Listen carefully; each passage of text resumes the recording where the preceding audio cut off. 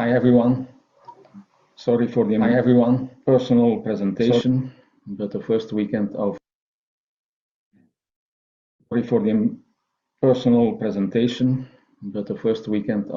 October I'm never able to come due to a local big astronomical event. As you know, this year we lost our previous radio commission director, Jean-Louis Rowe, as well as another active member in the radio world, Jeff Brouwer. So here I'm updating you with some various news points.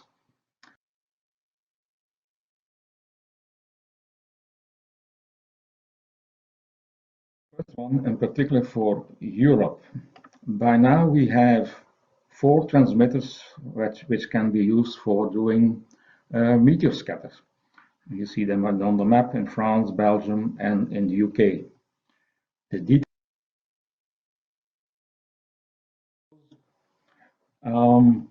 Brahms in Belgium, 130 watt since 2008. VVS you see as well. The Graaf megawatt radar is there also since a long time. And since this year, there is also a beacon, a dedicated beacon in the UK for meteor scatter. That means that people in Western Europe can in fact choose more than one, of course each with a different antenna and receiver. What would be the possibility to do with that? You can, for instance, not choose the closest one to you because you have too many planes.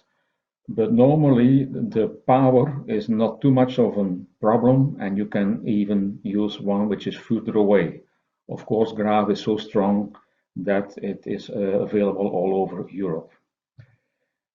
And then if you feed 2 different receivers in one instance of a spectrum program, you can do interesting correlations. So that's something to be done.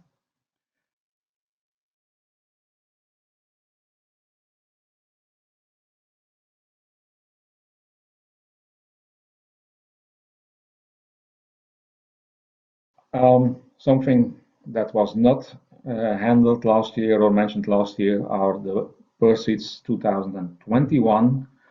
There was an unexpected outburst on August 14 between 6 and 11 UT. So that was visually, of course, and by video in the US and everywhere else where the radiant is above the horizon, also on the radio. And here's an example between 8:20 and 8:30 that day. Felix Verbeeren recorded many overdense reflections, these big blobs on the VVS beacon, like I said. The other streaks, like you know, are planes, and the carrier is visible as well.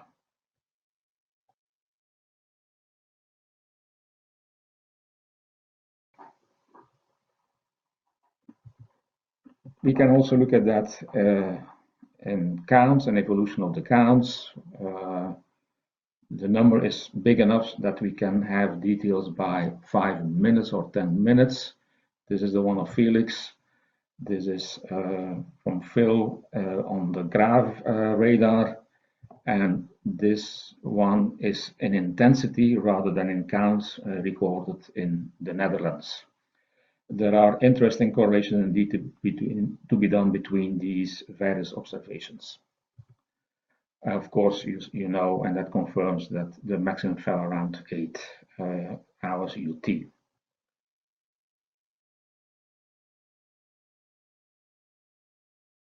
About the Tau Hercules, you will hear a lot this weekend, or you have heard already.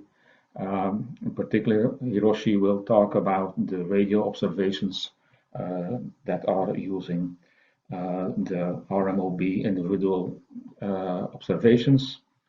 Just to mention a few examples, on the last day of May in the morning hours, you see there indeed a very significant increase in number of reflections. The speed of that stream is low. That means it's even not the best reflector, but still it was impressive.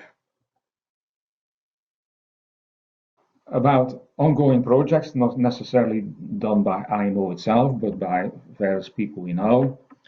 In the UK, the team who also made the beacon is trying to match the video observations in the UK with the radio reflections and to see what comes out of that.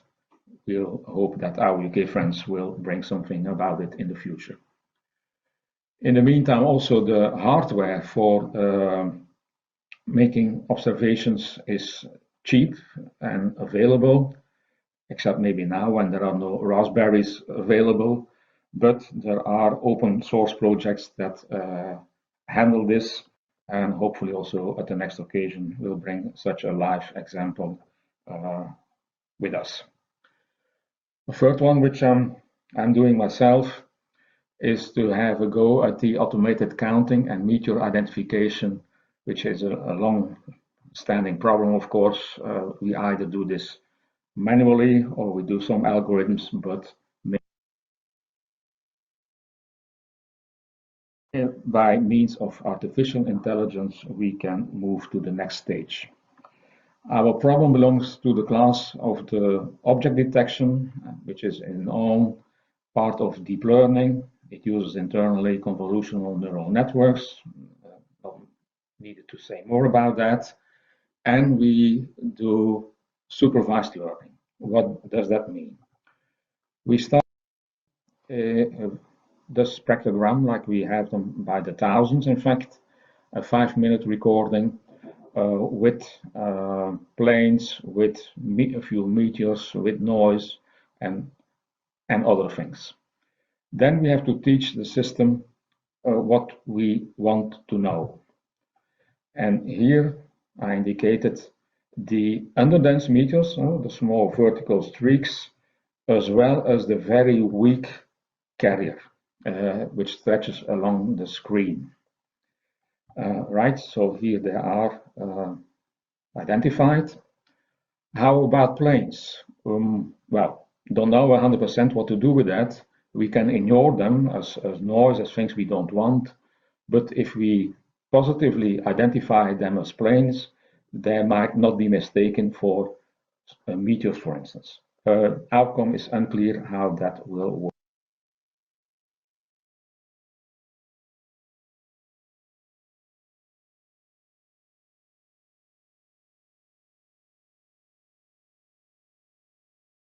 Another one where we see here the bigger meteors, the overdense ones, and even a few smaller ones. And so here we have the three classes. Sorry, the colors are not that perfect, but there we can also teach the system how to recognize these ones.